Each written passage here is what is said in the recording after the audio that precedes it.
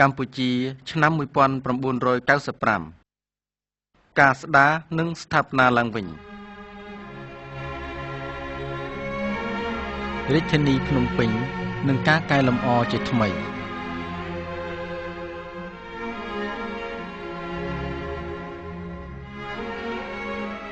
នេះគឺជាសមិទ្ធផលក្នុងរាជរដ្ឋាភិបាលចម្រុះអាណត្តិទី1ដែលមានសម្ដេចក្រមព្រះនរោត្តមរណរដ្ឋជានាយករដ្ឋមន្ត្រីទី1ព្រះអង្គបានយកអស់ព្រះកាយពលក្នុងការស្ដារនិងអភិវឌ្ឍប្រទេសជាតិគ្រប់វិស័យដើម្បីលើកស្ទួយជីវភាពប្រជារាស្ត្រនិងសង្គមជាតិរាជធានីភ្នំពេញបានប្រែសម្រស់ថ្មីសមិទ្ធផលចាស់ៗពីសម័យសង្គមរាស្ត្រនិយមរួមជាមួយនឹងសមិទ្ធផលថ្មីៗទៀតបានស្ថាបនាឡើងគួរឲ្យស្ញប់ស្ញែង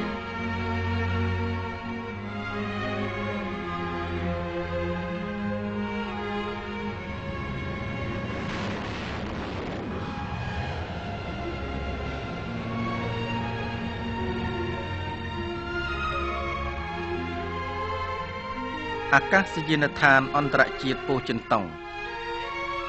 នៅក្នុងព្រះឋានៈព្រះអង្គជានាយករដ្ឋមន្ត្រីទី1សម្ដេចក្រមព្រះនរោត្តមរណរដ្ឋព្រះអង្គបានដឹកនាំដោយផ្ទាល់ធ្វើការស្ថាបនានិងកែលម្អឡើងវិញ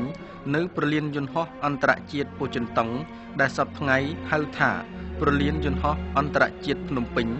ដើម្បីធ្វើឲ្យមានលក្ខណៈជឿនលឿនតាមបែបអន្តរជាតិសម្រាប់សម្រួលដល់ដំណើរការហោះហើរនិងផ្ដល់សុវត្ថិភាពជូនអ្នកដំណើរ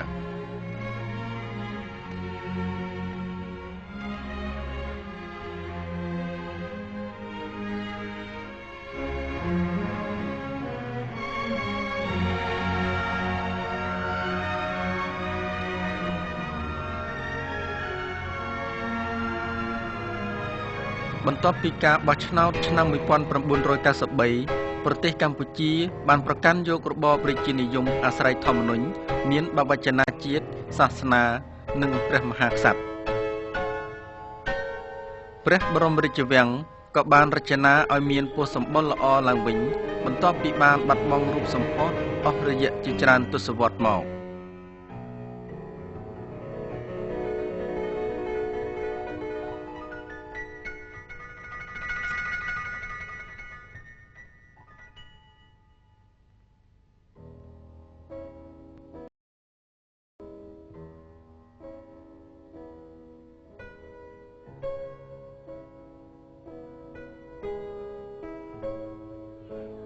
ប្រជារាស្ត្រខ្មែរមានសេចក្តីកក់ក្ដៅ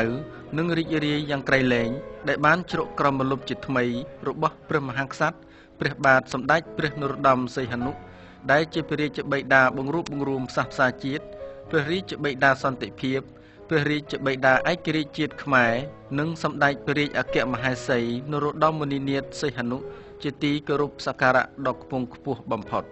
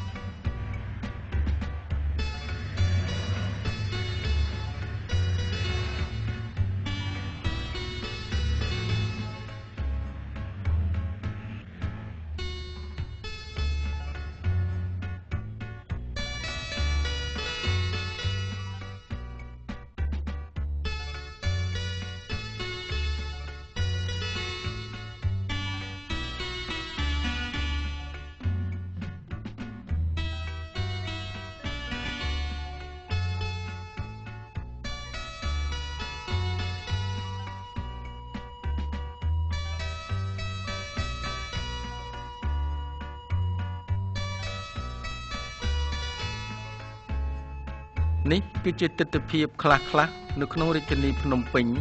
នៅសមិទ្ធផលដែលបានស្ថាបនារួចនិងកំពុងចាប់ផ្ដើមស្ថាបនារួមជាមួយនឹងដំណើរការសេវាកម្មនានាផង